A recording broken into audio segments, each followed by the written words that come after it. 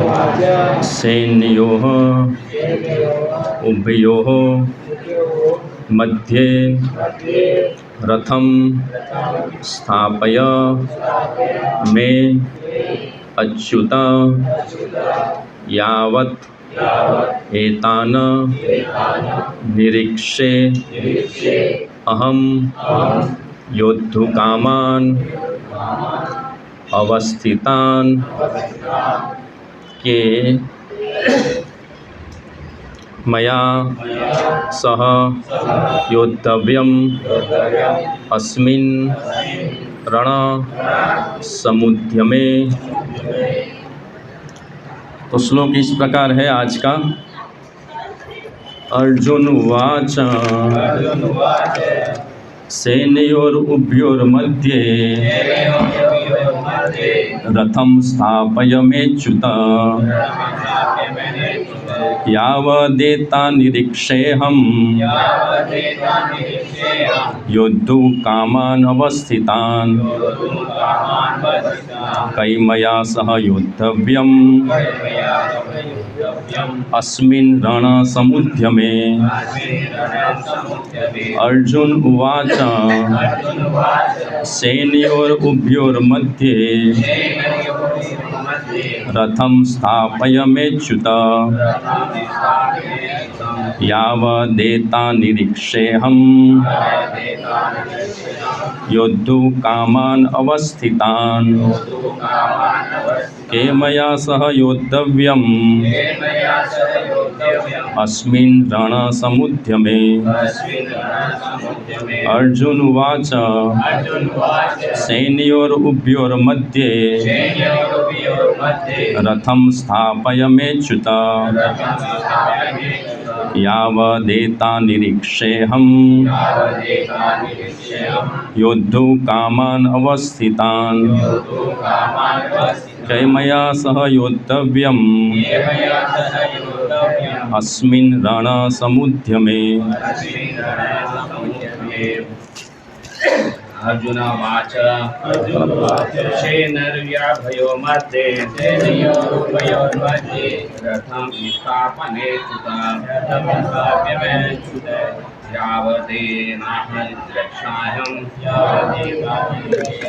योद्धुकामान् अवस्थितान् कर्मशः योद्धव्यम् अस्मिन् रणसमुद्यमे।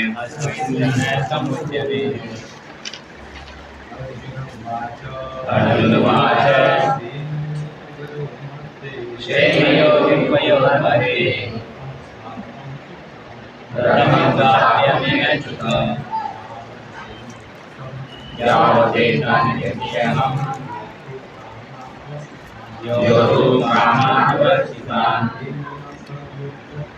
कैमया सह योद्धव्यम् अस्मिन् रणसमुद्यमे। अर्जुन उवाच सेनयोरुभयोर्मध्ये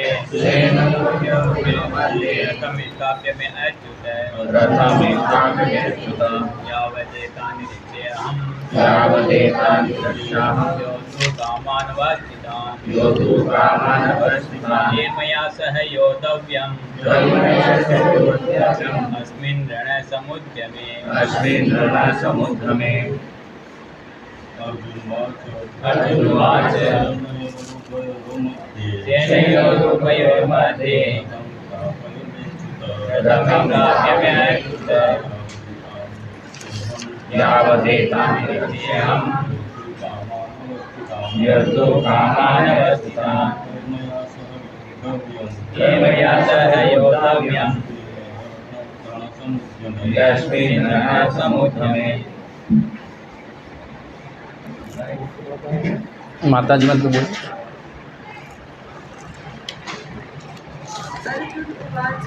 अर्जुन उवाच सेनयोरुभयोर्मध्ये रथं स्थापयमेच्युत यावदेतान्निरीक्षेऽहं योद्धुकामान् अवस्थितान् कैमया सह योद्धव्यम् संयमे अर्जुन उवाच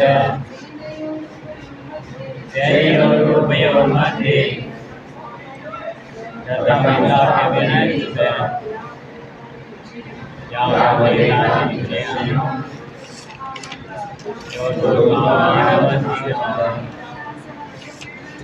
येन मया सह योद्धव्यम् अस्मिन् रणसमुद्यमे अर्जुन उवाच। अर्जुन उवाच अर्जुन ने कहा, अर्जुन ने कहा सेनयोः सैन्योः सेनाओं के सेनाके उभयोः उभयोः दोनों दोनों मध्य मध्ये बीच में बीच में रथम रथम रथ को रथ को स्थापय स्थापय कृपया खड़ा करे। मैं मेरे अच्युत हे अच्युत यावत यावत् जब तक जब तक एतान एतान इन सब सब निरीक्षे निरीक्षे देख सकूं देख सकूं अहम मैं युद्धु कामान युद्ध की इच्छा रखने वालों को अवस्थितान युद्ध भूमि में एकत्र के किन किन से मया मेरे द्वारा सह एक साथ योद्धव्यम युद्ध किया जाना है। अस्मिन इस रण संघर्ष समुद्र में उद्यम या प्रयास में। अनुवाद और तात्पर्य श्री श्रीमद् ऋषि भक्ति वेदांत स्वामी श्री प्रभुपाद द्वारा। अर्जुन ने कहा है, अच्युत कृपा करके मेरा रथ दोनों सेनाओं के बीच ले चले, जिससे मैं यहाँ उपस्थित युद्ध की अभिलाषा रखने वालों को और शस्त्रों की इस महान परीक्षा में जिनसे मुझे संघर्ष करना है उन्हें देख सकूं। तात्पर्य, यद्यपि श्री कृष्ण साक्षात श्री भगवान हैं, किंतु वे अहेतु की कृपावश अपने मित्र की सेवा में लगे हुए थे। वे अपने भक्तों पर स्नेह दिखाने में कभी नहीं चूकते, इसलिए अर्जुन ने उन्हें अच्युत कहा है। सारथी रूप में उन्हें अर्जुन की आज्ञा का पालन करना था और उन्होंने इसमें कोई संकोच नहीं किया, अतः उन्हें अच्युत कहकर संबोधित किया गया है। यद्यपि उन्होंने अपने भक्त का सारथी पद स्वीकार किया था, किंतु इससे उनकी परम स्थिति अक्षुण्ण बनी रही। प्रत्येक परिस्थिति में वे इंद्रियों के स्वामी श्री भगवान ऋषिकेश है। भगवान तथा उनके सेवक का संबंध अत्यंत मधुर एवं दिव्य होता है। सेवक स्वामी की सेवा करने के लिए सदैव उद्धत रहता है और भगवान भी भक्त की कुछ ना कुछ सेवा करने की कोशिश में रहते हैं। वे इसमें विशेष आनंद का अनुभव करते हैं कि वे स्वयं आज्ञादाता न बने, अपितु उनके शुद्ध भक्त उन्हें आज्ञा दे। चूँकि वे स्वामी हैं, अतः सभी लोग उनके आज्ञा पालक हैं और उनके ऊपर उनको आज्ञा देने वाला कोई नहीं है। किंतु जब वे देखते हैं कि उनका शुद्ध भक्त आज्ञा दे रहा है तो उन्हें दिव्य आनंद मिलता है, यद्यपि वे समस्त परिस्थितियों में अच्युत रहने वाले हैं। भगवान का शुद्ध भक्त होने के कारण अर्जुन को अपने बंधु बांधवों से युद्ध करने की तनिक भी इच्छा न थी, किंतु दुर्योधन द्वारा शांतिपूर्ण समझौता न करके हठ धर्मिता पर उतारू होने के कारण उसे युद्ध भूमि में आना पड़ा। अतः वह यह जानने के लिए अत्यंत उत्सुक था कि युद्ध भूमि में कौन कौन से अग्रणी व्यक्ति उपस्थित है। यद्यपि युद्ध भूमि में शांति प्रयासों का कोई प्रश्न नहीं उठता, तो भी वह उन्हें फिर से देखना चाह रहा था और यह देखना चाह रहा था कि वे इस अवांछित युद्ध पर किस हद तक तुले हुए हैं। ओम अज्ञानतिमिरन्धस्य ज्ञानाञ्जनशलाकया चक्षुरुन्मिलितं येन तस्मै श्रीगुरुवे नमः। श्रीचैतन्य मनोभीष्टं स्थापितं येन भूतले स्वयं रूपकदा मह्यं ददाति स्वपदान्तिकं। वन्देऽहं श्रीगुरोः श्रीयुतपदकमलं श्रीगुरून् वैष्णवांश्च श्रीरूपं सागरजातं सगल रघुनाथान्वितं तं सजीवं साद्वैतं सावधूतं परिजनसहितं कृष्णचैतन्यदेवं श्रीराधाकृष्णपादान् सङ्गजनिता श्रीविशाखान्वितांश्च। हे कृष्ण करुणा सिंधु दीन बंधु जगतपते गोपेश गोपिका कांत राधा कांत नमस्तुते तप्त कांचन गौरांगी राधे वृंदावनेश्वरी वृषभानुसुते देवी प्रणमामि हरिप्रिय। वांछा कल्पतरुभ्य कृपा सिंधुभ्यो वच पतितानां पावनेभ्यो वैष्णवेभ्यो नमो नमः। श्री कृष्ण चैतन्य प्रभु नित्यानंद श्री अद्वैत गदाधर श्रीवासादि गौर भक्तवृंद। हरे कृष्णा कृष्णा कृष्णा हरे हरे, हरे राम राम राम हरे हरे, हरे कृष्णा कृष्णा कृष्णा हरे हरे, हरे राम राम राम हरे हरे, हरे कृष्णा कृष्णा कृष्णा हरे हरे, हरे राम राम राम हरे हरे, हरे कृष्णा। तो आप सबका स्वागत है और हम आभारी हैं, मैं आभारी हूँ कि अरविंदाक्ष प्रभु ने मुझे इस सेवा का मौका दिया और मुझे यहाँ पर बुलाया। हम सब लोग समय निकाल कर यहाँ पर आते हैं तो कुछ मिलना चाहिए भाई। हम काम धंधा करते हैं, नौकरी करते हैं, तो हर रोज़ बिजनेस करने वाले थोड़ा रोकड़ा लेकर घर पे आते हैं तो मज़ा आता है कि हाँ मैं 2000 लेके आया, मैं 3000 लेके आया। और नौकरी करने वाला 1 से 5 में पगार आती है तो उत्साह आता है ना। तो ये मैं देखता हूँ कई बार ऐसा होता है, कोई भी चीज़ होती है जैसे जैसे पुरानी होती है फिर उत्साह टिका पाना मुश्किल हो जाता है। सगाई होती है, सबको मालूम होगा कैसा उत्साह था, चलो घूमने चले, हम बने तुम बने एक दूसरे के लिए।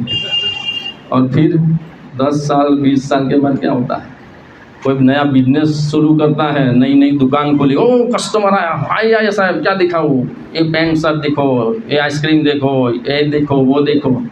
और 20 साल के बाद 2 मिनट रुकना भाई, शांति से खड़ा रहे, होता है। और भक्ति में हरे कृष्णा, और 20 साल के बाद हरे कृष्णा। ऐसा होता है तो फिर परम पूज्य भक्ति विकास स्वामी महाराज ब्रह्मचर्य बुक में लिखते हैं कि उत्साह अपने आप नहीं आएगा, कुछ सालों के बाद उसके लिए मेहनत करनी पड़ेगी। और उत्साह महाराज लिखते हैं कि उत्साह आर्टिफिशियली भी लाओ, नहीं आता है कोई बात नहीं, नहीं आएगा, होता है ऐसा, मेरे साथ भी होता है, आप लोगों के साथ भी होता है, ये स्वभाव बन चुका है हमारा। लेकिन जब गाना है तो उत्साह में गाना है, याद रखकर आर्टिफिशियली भी उत्साह से गाना है।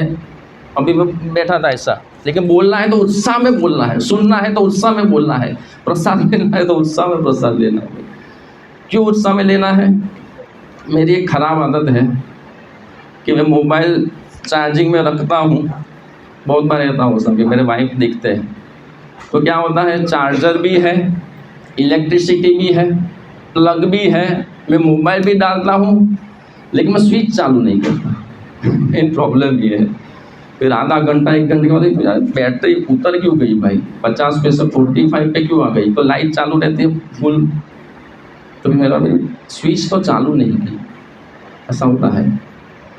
तो हम सत्संग में आए, इधर पावर हाउस है और सत्संग प्रोग्राम मीन्स कृष्णा का पूरा शक्ति, पूरा एनर्जी, भगवद गीता में से, हरे कृष्ण महामंत्र में से, कीर्तन में से, प्रसाद में से पूरा पावर आता है पूरा।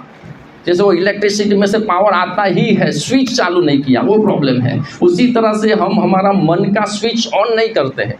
कुछ सालों के बाद शरीर उपस्थित होता है, मन उपस्थित नहीं होता है।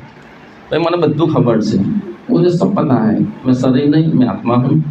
और भगवद गीता का अर्थ है शरणागति लेना, बाहर का कुछ खाना नहीं है, हर रोज 16 माला करना है, 4 नियम पाला है। इससे ऊपर आप क्या बोलोगे प्रभु? मुझे सब कुछ पता है। मोबाइल को पता है कि भाई इलेक्ट्रिसिटी में से पावर ही आएगा, फिर भी ज़रूरी है उसको चार्ज करना। एक ही बात आएगी, अलग अलग दृष्टिकोण से, अलग अलग एग्जाम्पल से, लेकिन उससे बाहर कुछ आएगा ही नहीं, क्योंकि वही सार है। ये भगवद गीता में जो भी ज्ञान है वो सब कुछ भगवान ने दे दिया है, उससे ऊपर क्या आएगा? कुछ नहीं आएगा।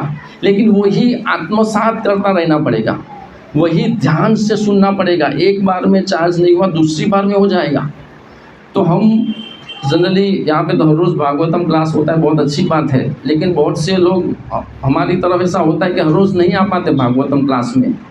तो हफ्ते में एक बार, जब ये सब सेंटर नहीं था तो हम सब लोग जहांगीरपुरा इस्कॉन मंदिर में संडे मंगला आरती में जाते थे, सिर्फ संडे। और एक संडे में पूरा एक सप्ताह का बैटरी चार्ज करके आ जाते थे। और अभी हर रोज़ जाते हैं तो चार्ज होता है या नहीं होता है, वो हमको देखना है। क्यों देखना है? जैसे मैं आज सुबह मंगला आरती में जा रहा था तो मैंने देखा मेरा मेस्ट्रो में लिख के आ रहा था सर्विस ड्यू। फिर मैं डिक्की खोली तो उसमें तारीख लिखी थी कि भाई इतना किलोमीटर ख़त्म हो गया तो आ जाओ, या ये तारीख हो चुकी है तो आ जाओ। और मैंने देख रहा था मेट्रो में से आवाज़ आ रही थी और वापस थोड़ा ख़राब हो रहा था। वो भी मांगता है सर्विस कि मुझे सर्विस कराओ वरना मैं काम नहीं दूंगा। तो हमारा सर्विस ज़रूरी है हर रोज़। ये तो बोलते भाई 4 महीने में आओ 6 महीने में आओ, क्योंकि वो मशीन है, हम मशीन नहीं है।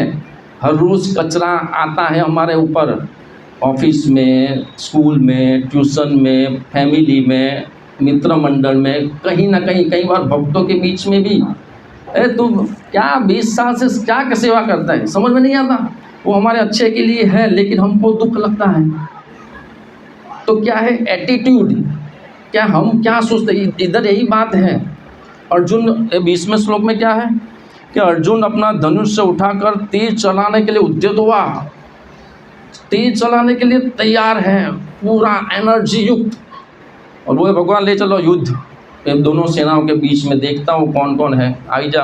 हम बोले भाई आई जा, हूँ शैतान। ऐसे अर्जुन तो उत्साहित है लेकिन एटीट्यूड चेंज हो गया। सामने सगा वाले को देखकर निराश हो गई, इनको मैं मारूं, मेरे गुरु को, मेरे भाई को, मेरे पुत्रों को, मेरे ससुर को, इनको मैं मार डालूं। पूरा चेंज हो गया, मेंटालिटी, एटीट्यूड चेंज हो गया। कई बार ऐसा होता है, एक नौकर मालिक के यहाँ काम करता, शुरू में अच्छा होता है, फिर मालिक तो मुझे डांटता रहता है, बेकार मालिक, उसकी फिर उसको वहाँ नौकरी करने में मज़ा नहीं आएगा क्योंकि उसका मेंटालिटी चेंज हो गया। भक्तों में कई बार ऐसा होता है, ये भक्त तो मुझे ऐसा बोलते हैं, इससे अच्छा मैं वहाँ पे चला जाऊँ, वहाँ पे चला जाऊँ। हर जगह पे जाओगे लेकिन यहाँ पे जो कचरा है वो निकालना है। भगवान ने अर्जुन की परिस्थिति नहीं बदली, मनोस्थिति बदल डाली। भाई वही है, कुरुक्षेत्र का मैदान ही है। अर्जुन पहले भी उधर ही थे और 45 मिनट्स के बाद भी उधर ही थे, सामने वही लोग थे, सब कुछ सेम था। और पहले अर्जुन बोले थे कि मैं नहीं लड़ूंगा और लास्ट में बोलते हैं करिष्ये वचनम तव। इतना फर्क हो गया। कृष्णा कॉन्शियसनेस मतलब कि हमारी जो मेंटालिटी है वो अगर नहीं बदलेगी तो हम चाहे दुनिया के कोई भी संप्रदाय में, मतलब कि कोई भी ग्रुप में चले जाए, कहीं भी चले जाए, लेकिन हम भक्ति में आगे नहीं बढ़ पाएंगे।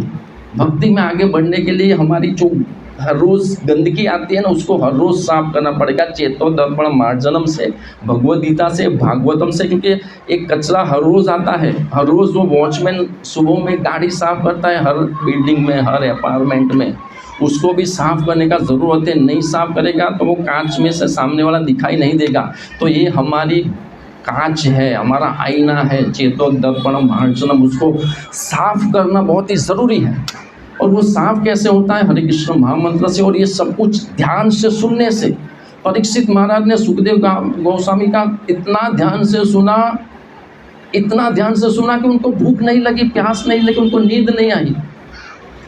वही परीक्षित महाराज भूख और प्यास से व्याकुल होकर वो सांप लटका के आ गए उसके गले में। और भागवतम जब सुन रहे थे तब भूख प्यास कहाँ चली गई? क्यों? वही परीक्षित महाराज है, वही भूख प्यास है, लेकिन तब उसको असर नहीं हुआ।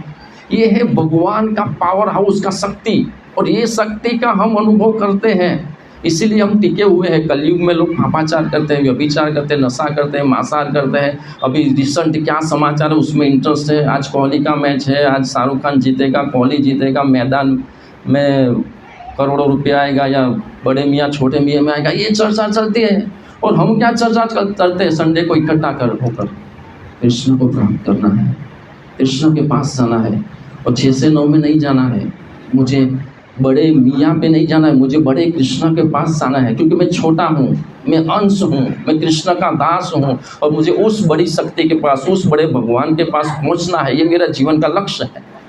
तो ऐसा सोचना पड़ेगा, ऐसा सुनना पड़ेगा, उसको हृदय में लिखना पड़ेगा। ये क्या है कि माया का जगत है, हमको हर क्षण जागृति में रहना पड़ेगा।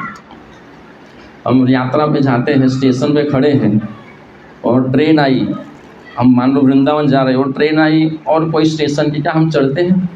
नहीं चढ़ते हैं। ये हमारी ट्रेन भाई गरीब रथ में जाना है, गरीब रथ नहीं है तो दूसरी कोई है, आएगी जाएगी आएगी, और गरीब रथ आई, बैठ जाओ, क्योंकि वो हमारी ट्रेन है, उसमें हमको जाना है।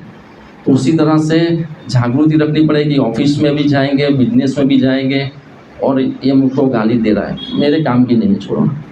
कि काम का आवे गाया, मेरे काम का नहीं है। क्रोध का आवे गाया, मेरे काम का नहीं है। इसने मुझे गाली दिया, मेरे काम का नहीं है। भक्त ने मुझे बोला, मुझे भगवान की सेवा करनी है, कोई बात नहीं, बोला तो बोला। ऐसे परिस्थिति अलग है, आत्मा अलग है। वो जागृति में रहना पड़ेगा, हर क्षण अभ्यास करना पड़ेगा, और उस अभ्यास से वो लेवल आएगा। बाकी क्या है कि बैटरी चार्ज नहीं होती है। हम हर रोज़ भले सत्संग में बैठे या संडे टू संडे बैठे, संडे हो या मंडे, लेकिन अगर हमारी जागृति भगवान में नहीं है, हम इतने लालायित नहीं है। जैसे यहाँ पर लिखते हैं कि भगवान अच्युत है, वो भक्तों के प्रति अपनी कृपा दिखलाने में कभी भी च्युत नहीं होते हैं। ऐसे कितने दृष्टांत हैं, कितने दृष्टांत हैं। द्रौपदी भरी सभा में चिल्ला रहे हैं, चीख रहे हैं, कृष्ण आ जाते हैं बचाने के लिए। लेट नहीं किया, लेट हमारी शरणागति में होता है, बाकी भगवान लेट नहीं करते हैं। उत्तरा दौड़ते हुए श्री कृष्ण के पास आई, भगवान बचा लो, भगवान बचा लो, मैं मर जाऊँ कोई बात नहीं, अगर नियति ऐसी है, आपकी ऐसी इच्छा कि मैं मर जाऊँ, मैं मरने के लिए तैयार हूँ, लेकिन मेरे घर में जो अंश है उसको बचा लो। भगवान ने कहा क्या हुआ? तो जोरदार ब्रह्मास्त्र आ रहा है, और पांडवों के पास इतना समय ही नहीं था कि उसका प्रतिकार कर पाए। भगवान ने सुदर्शन चक्र निकाला, लेट नहीं किया, अच्युत। वो अपनी कृपा दिखलाने में कभी भी च्युत नहीं होते हैं। तुरंत सुदर्शन चक्र निकाला, परीक्षित महाराज का घर में ही रक्षण किया। तो ये है भगवान। इसलिए आपको बोलते हैं भगवान को तो मज़ा आता है कि भक्त मेरी सेवा करते, तो मुझे कब मौका मिले मेरे भक्तों की सेवा करने का। लेकिन वो भक्ति में इतना पावर होना चाहिए, इतना बर्निंग डिज़ायर होना चाहिए कि भक्त के लिए भगवान आते हैं। वो प्रहलाद महाराज के लिए नरसिंहदेव भगवान खुद आ गए। और मेन समझने वाली बात यह है कि कहाँ प्रॉब्लम आता है, उत्साह निश्चय धैर्य नहीं रहता है। मेन प्रॉब्लम ये है, द्रौपदी का धैर्य नहीं टूटा, कृष्ण बचाएंगे। वो दुर्वासा मुनि 10,000 शिष्यों के साथ आ गए, और उसमें महाभारत में वर्णन है। द्रौपदी सोचते हैं कि भरी सभा में तो कृष्ण तुरंत आ गए, मुझे बचा लिया, तो ऐसी परिस्थिति में कृष्ण के अलावा मुझे कौन बचाएंगे? तुरंत भगवान का स्मरण, और तुरंत कृष्ण द्वारका से आ भी गए, तुरंत आ गए। भगवान तो है, भगवान कभी भी आ सकते हैं, एक क्षण में भी आ सकते हैं। और जब द्रौपदी के सामने भगवान उपस्थित हुए, तो भगवान बोलते भाई भूख लगी है, खाना दो। द्रौपदी कहते भाई वैसे भी मैं परेशान हूँ, वो 10,000 शिष्यों के साथ आ गए, और वो ऊपर से आप भी मेरे पास खाना मांग रहे, भाई ये क्या मचा रखा है? तो कृष्ण बोला भाई तुम लेके तो आओ। देखिए भगवान का कितना पूरा सेटिंग होता है, पूरा प्लानिंग होता है। हम कितना प्लानिंग करते हैं, मेरे बच्चे के लिए मैं LIC की पॉलिसी लूँगा, मैक्स के लिए उसको ये बनाऊँगा, उसको ये बनाऊँगा। तो हम इतना प्लान करते हैं, हालांकि वो सक्सेस नहीं भी होता है, भगवान की इच्छा के हिसाब से होता है। तो भगवान का प्लानिंग तो कभी फ्लॉप जाता ही नहीं है। इतना दृढ़ विश्वास हमको भगवान पर रखना चाहिए। भगवान बोले तुम लेके आओ, मैंने खा लिया है, अभी वो सूर्यदेव ने जो अक्षय पात्र दिया उसमें से तुम लेके आओ भाई, क्यों डिस्कशन करो। और लेके आया तो उसमें सब्जी थोड़ी छे, कैसे हो सकता है? हमारे घर में वो काम वाली भी आती है, थोड़ा सब्जी रख देती है, तो उसको डांटते हैं कि भाई ऐसे बर्तन पूरा चमका के रखो, इतना महान स्त्री, और ऐसे बर्तन साफ करके उसमें असंभव है कि उसमें कुछ रह जाए। वो भगवान ने रखा, भगवान ने ग्रहण किया, और सब उसको हर कोई संतुष्ट हो गया। तो इसलिए यहाँ पे लिखते हैं कि भगवान अपने भक्तों की रक्षा करने के लिए, भगवान अपने भक्तों के प्रति आदान प्रदान करने के लिए कभी भी च्युत नहीं होते। लेकिन मेन समझने वाली बात है कि उसमें देरी होगी, उसमें देरी होगी। देरी मतलब कि जैसे प्रहलाद महाराज को कितना कष्ट मिला, भगवान तुरंत आए नहीं आए, तो हाथी के नीचे उसको मार डालो, ये मार डालो, उसको तलवार से मारो, ये करो वो करो। द्रौपदी को दुशासन भरी सभा में खींच के लाया, तब भगवान आए। उसके बालों को पकड़ा, तब आए। अब शब्द बोले, तब आए। उसको साड़ी खींचना शुरू किया, तब आए नहीं आए। मतलब कि हमारे जीवन में दुख आएगा, हो सकता है भगवान स्वतंत्र है, आ भी जाए ना भी आए, लेकिन हमें श्रद्धा कभी भी कम नहीं करनी है कि भगवान तो आते नहीं, छोड़ो 16 माला, मेरे पे इतना कष्ट, मैं दीक्षित हूँ, इतने स्ट्रांग महाराज से मैंने दीक्षा ली है और फिर भी भगवान मुझे इतना कष्ट दे रहे, छोड़ो, मंदिर नहीं जाना। उससे अच्छा वो एक बाबा है, बहुत ही चमत्कारिक बाबा है, तुरंत मेरा दुख दूर कर देंगे, तो अच्छा है। ऐसा एक मन का है ना, वो सब सकंजा रहता है। मैं कृष्ण भक्ति में भी जाऊंगा, लेकिन ये काम नहीं आया तो वो तो काम आ जाएगा। जैसे हमारे 4-5 मित्र मंडल होते हैं, भाई पैसा की जरूरत पड़ी, उसको फोन भाई 1 लाख रुपए तो ना नहीं है, दूसरे को पकड़ो, तीसरे को पकड़ो, कोई तो दे देगा। तो हम इतना प्रोटेक्शन में रहना चाहते हैं, इसलिए भगवान कहते हैं त्रिगुणिया विषया वेदा, कि भगवान कहते हैं कि भाई ये लाभ सुरक्षा की चिंता से ऊपर उठ जाओ अर्जुन। तो हमारे में क्या है, लाभ सुरक्षा की बहुत ही चिंता है कि मेरा क्या होगा, इसलिए हम ये नहीं, तू नहीं तो कोई और सही, ऐसा मेंटालिटी हो जाता है। लेकिन फिर भगवान नहीं आएंगे, फिर नहीं आएंगे। भगवान जब देखते कि भाई इसकी मेरे में श्रद्धा ही नहीं है, और एक छोटा बच्चा भी होता है, उसकी एग्ज़ाम आती है, नर्सरी में हो, फर्स्ट स्टैंडर्ड में हो, सबकी एग्ज़ाम आती है, तो हमारा लेवल चेक करने के लिए भक्तों के जीवन में दुख आएंगे।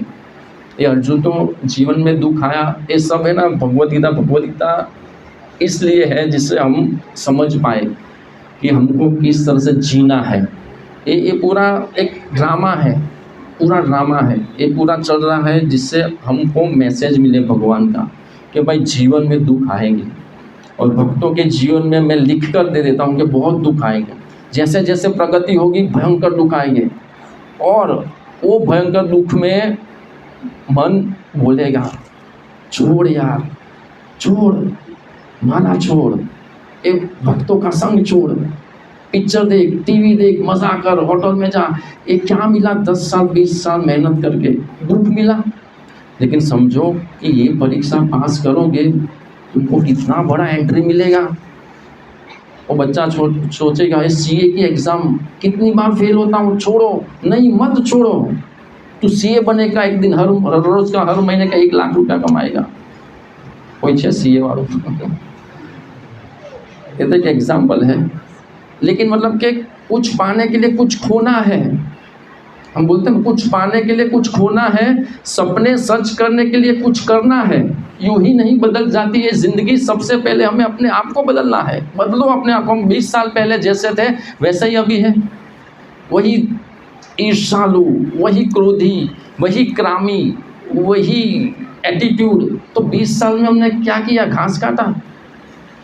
भक्ति मतलब पूरा हार्ट सर्जरी, पूरा हार्ट सर्जरी। ये हार्ट पत्थर का था, वो पिघलना चाहिए।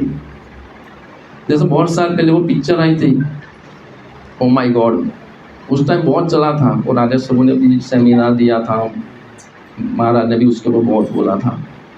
वो पिक्चर में क्या था, वो पिक्चर में कहना कुछ अलग चाहते थे, लेकिन ये हमको देखना है कि भक्ति करते करते कहीं हम पत्थर ना बन जाए।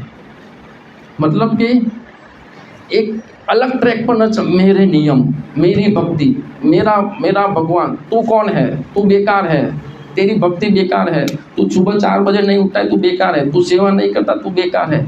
नहीं, सब लोग भगवान के अंश हैं। एक भिखारी भी भगवान का अंश है, एक चींटी भी भगवान का अंश है। उन सब के प्रति, जैसे भक्ति रसामृत सिंधु में लिखा है कि एक पिता अपने बेटे को जैसा प्यार करता है ना, वैसा प्यार उसको हर एक जीव के प्रति करना चाहिए। शास्त्र का रेफरेंस, एक पिता अपने बेटे को कितना प्यार करता है, वो गलती भी करे कोई बात नहीं, बेटा आई लव यू करता है ना। सब लोग यहाँ पर माता पिता बैठे हुए हैं, वो गलती करता है, कितना प्यार करते हैं हम, उसके लिए कुछ भी कर सकते हैं, अपना सब कुछ न्यौछावर कर देते हैं। तो भक्ति रसामृत सिंधु में वैसा ही प्रेम सब जीव के प्रति करो, कर पाते हैं तो वो है हार्ट सर्जरी। वो मुझे भी सीखना है, सबको सीखना है, और उस हिसाब से भगवान बहुत खुश होते हैं। भक्ति योग, भगवद गीता भक्ति योग में भगवान बार बार कहते हैं ऐसा भक्त मुझे बहुत प्रिय है, ऐसा भक्त मुझे प्रिय, जो किसी से द्वेष नहीं करता, जो सबके प्रति मित्र भाव रखता है, जो द्वेषी मित्र शत्रु के प्रति संभाव है, वो मुझे प्रिय है। भक्ति योग पढ़ो बार बार, मुझे भी पढ़ना है, आपको भी। भगवान कहते हैं ऐसे लोग मुझे बहुत प्रिय है। हम तो भेद करे हो, ये सेवा करता है बहुत अच्छा, ये नहीं करता है ये बेकार, ये साधना करता है ये अच्छा। ये एक वो भेद दृष्टि आ गई है, भेद दृष्टि। हालांकि जो शिक्षा गुरु है, दीक्षा गुरु है, वो कर सकता है कि भाई जिससे उसका प्रगति हो, लेकिन हमारे अंदर भक्ति में आकर अगर ये बढ़ रहा है, काम बढ़ रहा है, क्रोध बढ़ रहा है, अहंकार बढ़ रहा है। देखो मैं सुबह 4 बजे उठता हूँ 10 साल से, तुम उठते हो, देखो मेरे पर भगवान की कृपा ज़्यादा है। मैं बहुत बड़ा बुक डिस्ट्रीब्यूटर हूँ, मैं बहुत बड़ा वक्ता हूँ, मेरे लाखों सब्सक्राइबर है। ये अहंकार है।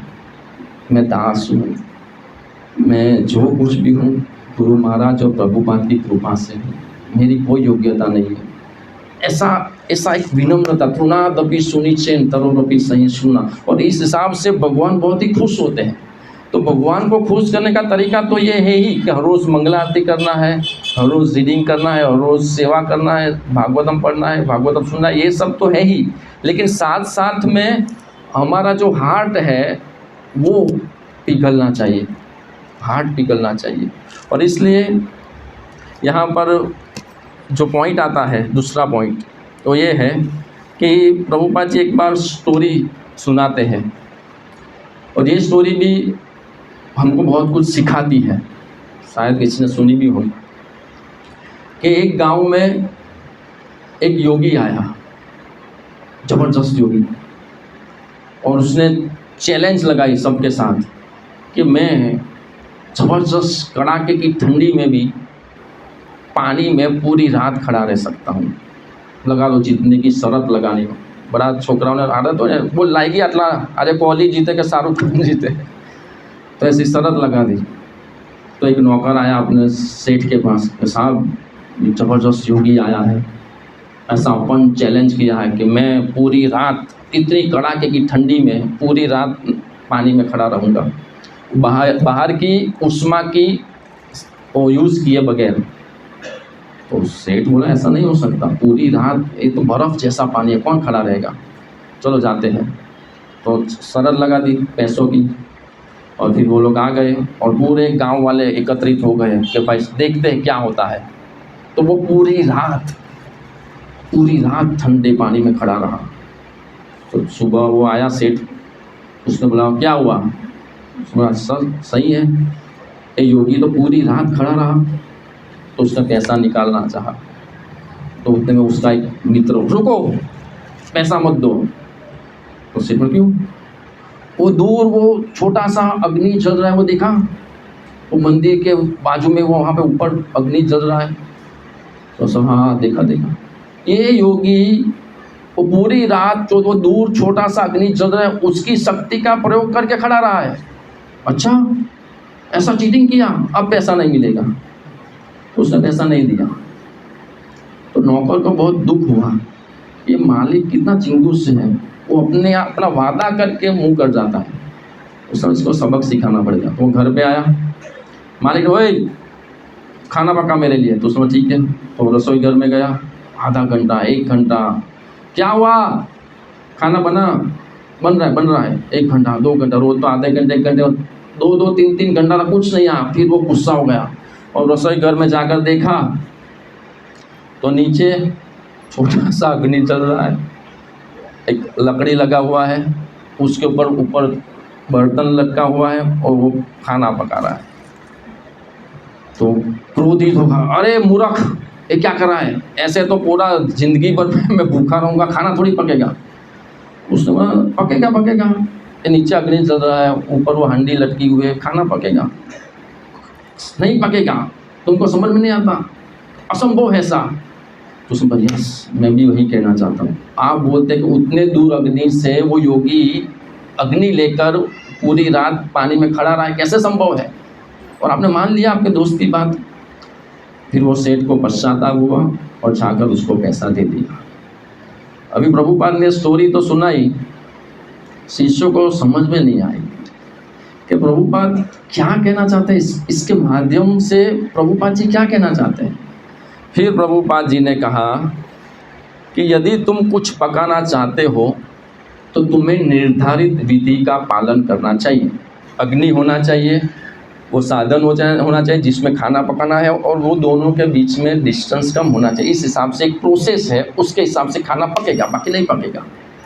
तो प्रभुपाद ने कहा कि कुछ पकाने के लिए विधि है, तो उसी तरह से यदि तुम निर्धारित नियमों का पालन नहीं कर रहे, तब तुम्हें ईश्वर भजन में तुम्हारे में क्या अच्छी बात रह गई। यदि तुम्हें ठोस परिणामों की अपेक्षा है तो तुम्हें नियमों का पालन करना ही होगा। तो प्रभुपाद कहाँ जबरदस्त मैसेज देते हैं। प्रभुपाद ने कहा ऐसा एक सब्जी बनाने के लिए पूरा प्रोसेस है, तो भगवत धाम जाने के लिए प्रोसेस नहीं है। अर्ली मॉर्निंग नया रिसर्च करने की कोई ज़रूरत नहीं है। सुबह 4 बजे उठो, हर रोज़ मंगला आरती करो, 4 नियम का पालन करो, भगवत गीता पढ़ो और हृदय को पिघला दो, और इस तरह से ठोस प्रगति हमारी होगी। ये सिंपल है। तो यहाँ पर मुझे ये पॉइंट याद आता है कि कितने लोग सुबह में 5 बजे के पहले उठ जाते हैं यहाँ पर, अच्छा, और मंगला आरती भी करते हैं, अच्छा, फिर थोड़ा हाथ पोछाते हैं अच्छा, और 16 माला भी करते हैं हर रोज़, इसमें भी अच्छा। तो मैं जब यहाँ पे पूरा करूँगा तब मैं खाली पूछूँगा कि भाई कोई व्यक्ति कि भाई कोई 4 कर रहा था तो वो 6 का नियम लेगा आज से, कोई 14 कर रहा तो 16 करेगा, कोई 8 बजे उठ रहा था तो 6 बजे पे आएगा, रीडिंग नहीं कर रहा था आधा घंटे पे आएगा। क्योंकि प्रभुपाद जी कहते हैं कि ये नियमों का पालन नहीं करोगे तुम्हारी भक्ति में कुछ ठोस नहीं रह जाएगा।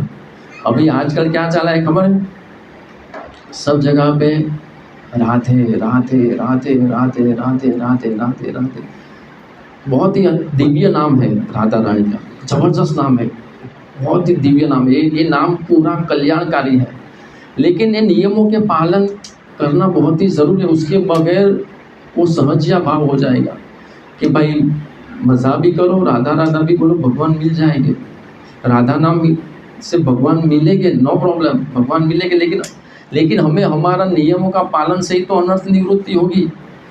यही 4 नियम का पालन किए बगैर, 16 माला किए बगैर हम कैसे अनर्थ निवृत्ति कर पाएंगे। कोई मना नहीं है, सब भगवान का नाम है, लेकिन अगर हम चाय भी पिएंगे, दारू भी पिएंगे, व्यभिचार भी करेंगे, मांसाहार भी करेंगे और एक करते ही रहेंगे।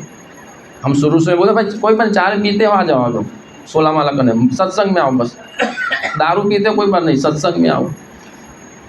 जब मैं प्रोग्राम चलाता था तो एक व्यक्ति आता था दारू पीने वाला, और उससे कई बार मैं कीर्तन करवाता था और वो धीरे धीरे वो सुधर रहा था।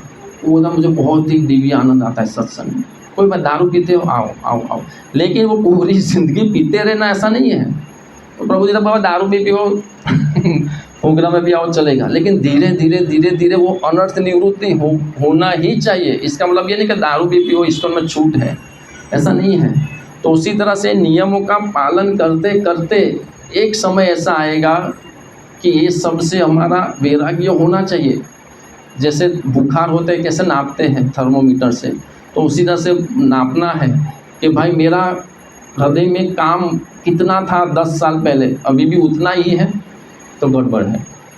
गुस्सा कितना आता था मुझे पहले, मैं मेरे नौकरी में जो थे बिजनेस में, उसके नौकरों पे गुस्सा करता था, अभी मैं भक्तों पे गुस्सा निकालता हूँ।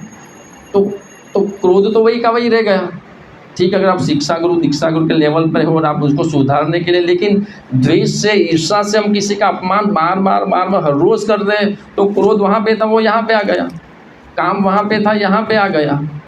तो कई बार होता है कि गांठ यहाँ पे होती है, डॉक्टर थोड़ा दवा देता है, वो गांठ यहाँ से यहाँ आ जाती है, फिर इधर चली जाती है, वहाँ उधर, तो गांठ तो पूरे शरीर में ही। तो क्रोध भक्ति में आने के बाद क्रोध निकला कि नहीं निकला, काम निकला कि नहीं निकला, वो तो हमें दिखना पड़ेगा। अभी प्रसाद चालू होगा और गोपाल प्रभु हमारे बाजू में बैठे हुए हैं, तो मैं गोपाल प्रभु मारो पेट भरा क्यों, मेरा पेट भरा, मैं ऐसा पूछूंगा? गोपाल भाई तेरा पेट भरा कि नहीं भरा मुझे क्या पूछते हो, खुद चेक करो ना। तो उसी तरह से भाई मेरा काम हुआ, मेरा काम वासना कम हुआ, मेरा क्रोध हुआ कम हुआ, लोभ कम हुआ, वो कोई बताएगा नहीं, सिर्फ भगवान को मालूम पड़ेगा और हमको मालूम पड़ेगा और किसी को पता नहीं पड़ेगा। तो वो आधार पर हमारी भक्ति का प्रगति मालूम पड़ता है। और दूसरा पॉइंट ये है, जैसे अभी बच्चों की एग्ज़ाम ख़त्म हुई या चल रही होगी जो भी है, तो वो जो एग्ज़ाम आती है उसके आधार पर वो नेक्स्ट स्टैंडर्ड में जाते हैं। तो एग्ज़ाम में क्या होता है, एग्ज़ाम में क्या होता है, वो बैठते हैं क्लासरूम में, टीचर आते हैं, सबको सप्लीमेंट्री देते हैं, लिखो 2 घंटे या 3 घंटे का जो भी समय है वो लोग लिखते हैं उसमें। और फिर जैसे 12 बजे पेपर दिया, 3 बजे का टाइम है, और जैसे 3 बजा वो टीचर आएंगे, वो सप्लीमेंट्री खींच लेंगे। उस टाइम मौका है, जो लिखना है वो लिखो। वो उसमें पिक्चर के गाने भी लिख देगा, चलेगा, हरे कृष्ण महामंत्र लिख दे, चलेगा, जो आंसर है वो लिखेगा, वो भी चलेगा। टीचर है तू गलत लिख रहा है, ये नहीं लिखना है, या ये आंसर लिख। टीचर बोलते हैं, कभी किसी को बोलते हैं टीचर गलत जवाब लिखते, तो नहीं बोलते हैं, लिखो, लास्ट में मार्क्स देना मेरे हाथ में है। तो उस हिसाब से ये जो बॉडी है, ये जो शरीर है, उससे हम हमारे जीवन में की परीक्षा में क्या लिखते हैं। भगवान कभी भी ये नहीं आएंगे तू 6 से 9 में बड़े मियाँ भी देखने जा सकता है, तू 6 से 9 में इधर भी आ सकता है, लिख, तुझे तुम्हारे जीवन की कहानी में जो लिखना है लिख, लास्ट में मैं मार्क्स दूंगा। 100 में से 100 देना है, 100 में से 50 देना है, कितना देने का है, वो मार्क्स देना भगवान के। इसलिए भगवान कहते हैं कर्मणे वाधिकारस्ते मा फलेषु, तू कर्म कर बेटा, बल्कि ऐसा मत रख। क्यों ऐसा बोलते हैं, क्योंकि कर्म करने की स्वतंत्रता है, उसके आधार पर फल देना भगवान के हाथ में है, और वो भगवान फल देते हैं।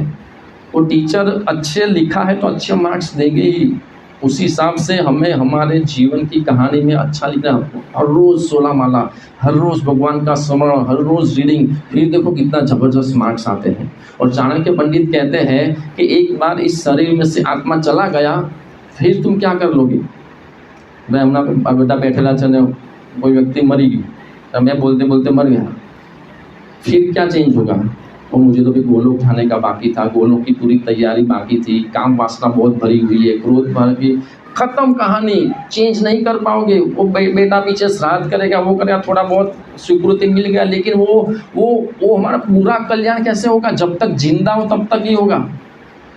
एक बार आत्मा गया मतलब खत्म। ये 2020 चल रहा है और 19 ओवर 5 गेंद और लास्ट गेंद, और मेरा तो 150 रन हुआ कोहली का, और मुझे 2 ओवर વધારે अपनी वो 2 ओवर ज़्यादा नहीं मिलेगी। 20 ओवर में जितना मारना है मार ले बेटा, और जैसे 20 ओवर बड़ी ख़त्म, फिर दूसरा राउंड आएगा दूसरी मैच का, उसको भी 20 ओवर में मारना है, जितना मारना है उतना। उसको पता है मेन प्रॉब्लम क्या है, वो कोहली को मालूम है कि भाई 20 ही है, इतनी गेंद खेलने को मिलेगी। वो बच्चे को मालूम है कि 3 घंटा पेपर लिखने को मिलेगा, लेकिन हमारा प्रॉब्लम क्या है समझो, हृदय में लिख दो कि हमें मालूम नहीं है कि हमारी मैच, ज़िंदगी की मैच कितनी ओवर की है, वो पता नहीं। वो 1 दिन की भी ओवर हो सकती है, 2 ओवर भी बाकी हो सकती है, 10 ओवर भी हो सकती है। अच्छा, अभी ये सस्पेंस पिक्चर चल रहा है, तब कैसा खेलना चाहिए। मान लो कि 2020 का नियम निकल जाए और क्रिकेट मैच वाले ऐसा नियम बना दे कि एंड टाइम पे अनाउंसमेंट होगा अचानक कि मैच आपके लिए 5 ओवर की है, पहले से नहीं बताया जाएगा क्या कि 20 ओवर की है, 10 ओवर की है, 5 ओवर की, पहले से नहीं बताया जाएगा, आपको खेलो। तो मैं आप लोगों को पूछता हूँ कि हर एक व्यक्ति, हर एक क्रिकेटर कैसे खेलेगा जब उसको पता नहीं है कि 50 ओवर की मैच है, 20 ओवर की मैच है, 1 ओवर की मैच है, कुछ पता नहीं है, तब कैसे खेलेगा।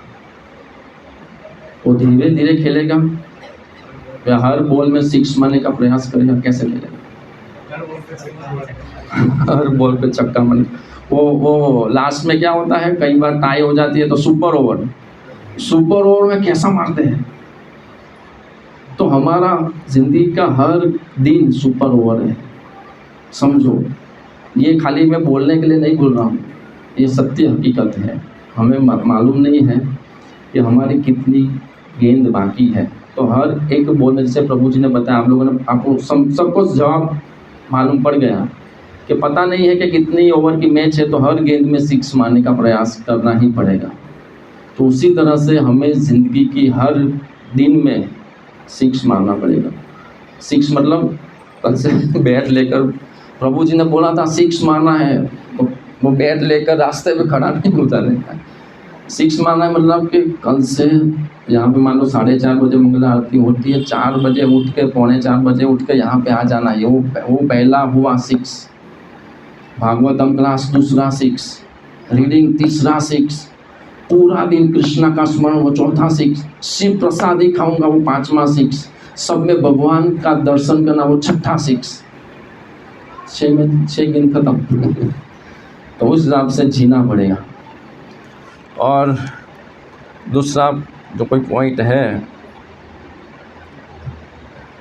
तो लास्ट में ये पॉइंट है, तो 7 बजे है, 2-5 मिनट।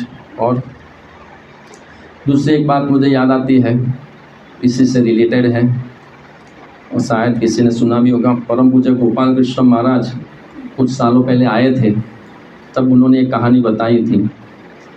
और जो वकील लोग हैं वो तो बहुत ही डेंजर होते हैं। महाराज ने भी वही बताया था स्टोरी में कि एक वकील मर गया। भाई वकील, वो तो महाराज ने बताया था। तो वकील मर गया, तो यमराज के सामने खड़ा हुआ, तो उसने वो आर्ग्यूमेंट चालू कर दी। आपको कुछ पता पड़ता है कि नहीं, हम लोग किसी को जेल में डालते हैं, किसी को ऊपर वो करते हैं, पनिशमेंट करते हैं, तो उसको पहले नोटिस ठपकारते हैं, उसको नोटिस देते हैं कि भाई तेरा ये गुनाह है, तू पैसा भर दे, ऐसा कुछ कर दे। वो नहीं करता है, फिर उसको पकड़ के जेल में डालते हैं। आपने तो मुझे ऐसा ही उठा लिया, आपने कोई नोटिस देते हो कि नहीं देते हो? हम मुझसे वकीलात सीखो, ऐसे वकीलात करते हैं, आपको कुछ पता नहीं है। तो उन्होंने बोला कि तुमको समझ में नहीं आया? नहीं समझ में आया, आपने कहा नोटिस भेजी, बताओ। मैंने नोटिस भेजी थी। कौन सी नोटिस? पहले ये नोटिस भेजी कि तुम्हारे शाहरुख खान जैसे बाल थे, वो सब चले गए और तुम टकले हो गए थे। तो पहली नोटिस थी। ये नोटिस तो मुझे नहीं मिली है। मेरा तो यहाँ पे वो नान कटाई हो गया, तो मेरी सीखा भी चली गई। तो मेरी तो अभी सीखा भी निकल गई, तो वापस नई सीखा प्रोडक्शन कर रहा हूँ। तो ये पहली नोटिस के भाई तुम्हारे बाल चले गए। अच्छा, इतने से क्या पता पड़ेगा? तुम्हें नंबर आ गए, तुम्हें बिना चश्मे के दिखाई नहीं देता था, तुम्हारी दृष्टि कम हो गई, फिर भी पता नहीं पड़ा, उससे थोड़ी पता पड़ेगा। तुम्हारे दांत सब टूटने लगे, तब पता नहीं भाई ये कम। अच्छा, तो उसको अच्छा, लेकिन मैंने तो चौकटा फिट करवा लिया। यही तो प्रॉब्लम है, तुम समझे नहीं कि नोटिस है। तुम्हारे बाल चले गए तो तुमने वीक बना ली। तुम्हारे बाल सफ़ेद कर दिए तो तुमने वो लोरियल का कास्टिंग लगा दिया 600 रुपये का। तुम्हारा घुटना चला गया तो तुमने नी रिप्लेसमेंट करा लिया। तुम्हारी कमर टूट गई तो तुम ऑर्थोपेडिक डॉक्टर के पास चले गए। और लास्ट में ये सब हुआ, तुम्हारे बाल गए, तुम्हारी आँख गई, तुम्हारे दांत गया, तुम्हारा कान का सुनने का श्रवण शक्ति चला गया, तो तुमने मशीन लगा दिया। मैंने जो जो नोटिस भेजी तुमको, तो तुमने उसको अलग दृष्टिकोण से लिया। तुमको ये समझना चाहिए था कि मुझे अभी मृत्यु की तैयारी करनी है, ये भगवान मुझे नोटिस भेज रहे हैं। इसलिए श्रीमद् भागवतम के पहले स्कंद में धृतराष्ट्र को ये समझाते हैं कि भाई देखो, ये वृद्धावस्था आ गई है। ये नोटिस का मैंने वो सूचना उसमें भी लिखा हुआ है, फिर भी तुम नहीं समझे। और तुम एक के बाद प्रयास करते रहे, और लास्ट में मैंने तो तुमको इतनी दयनीय स्थिति में डाल दिया कि जब व्यक्ति बूढ़ा हो जाता है तो वो कितना लाचार हो जाता है, उसका शरीर काम नहीं करता। और मेन शरीर काम नहीं करता है, वो एक बार सहन होता है, लेकिन जो दिल पे लगती है ना वो सहन नहीं होता है। जो बच्चे के लिए, जो परिवार के लिए वो तनतोड़ मेहनत करता है, वो एक कोने में वो भिखारी की तरह पड़ा रहता है। तो अभी तुमको भेरा के नहीं आया, तुम्हारा ही बहू तुम्हारा अपमान करती है, तुम्हारा बेटा तुम्हारा अपमान करता है, तुम्हारी पत्नी तुम्हें अपशब्द बोलती है, फिर भी तुम जगे नहीं कि मुझे मृत्यु की तैयारी करनी है। और फिर अभी मेरे सामने आकर बोलते हो मैंने नोटिस नहीं भेजा, नोटिस भेजा था। तो उसी तरह से महाराज ने बताया कि हम सबको नोटिस मिलता है, हम उसके ऊपर ध्यान नहीं देते हैं। सबके बाल जा रहे हैं, सबके दांत में दर्द हो रहा है, धीरे धीरे गिरेंगे। कान से सुनना कम होता जा रहा है, आंखों से दिखना कम होता जा रहा है, कमर में दर्द है, नीचे बैठना मुश्किल हो रहा है, घुटने में दर्द है। ये सब निशानियां मिल रही है कि भाई ये 50 साल के हो गए, तुम 60 साल के हो गए, फिर भी वही आसक्ति, ये मेरा परिवार है, मेरी पत्नी है, मेरे बच्चे, ये मेरा कारोबार। ये जो श्लोक है, और इसका मतलब ये नहीं कि भाई बच्चे को छोड़ दो, पत्नी को छोड़ दो, लेकिन 50 साल तक जो जवाबदारी वो निभाओ, कोई बात नहीं, लेकिन फिर धीरे धीरे धीरे धीरे हृदय से भगवान को समर्पित होना है। और यहाँ पर जो श्लोक है वो बहुत ही इंपॉर्टेंट, क्या बात है खबर है? स्थापय, स्थापय के बाद में जो दूसरा शब्द है वो क्या है? मैं, मेरे। एक बार मैं आया, वो बकरी बोलती है बे बे बे बे, इसलिए वो कटती है। तो यहाँ पर मैं, मेरे, फिर अहम, मैं, फिर आया मया, मेरे द्वारा। ये क्या मैं? ये शुरुआत में ये अर्जुन हमको सिखा रहे हैं, मेरा परिवार, मेरा ससुर, मेरा पुत्र, ये सब मेरा पे अर्जुन आ गए ना, फिर उसके शक्ति क्षीण हो गई, वो नीचे बैठ गया, वो धनुष से उठाने की भी ताकत नहीं रही। और फिर भगवान ने उसका पूरा दृष्टिकोण चेंज करके सब मेरे अंश है, भाई तू क्या मेरा लगा के रखा है, मारना है तो मारना, वो खाली वस्त्र चेंज होगा, उच्च लोक में जाएंगे। मतलब कि जब समझने वाली ये बात लास्ट में ये है कि ये जो मेरा लगा के रखा है ना, वो बहुत गलत है।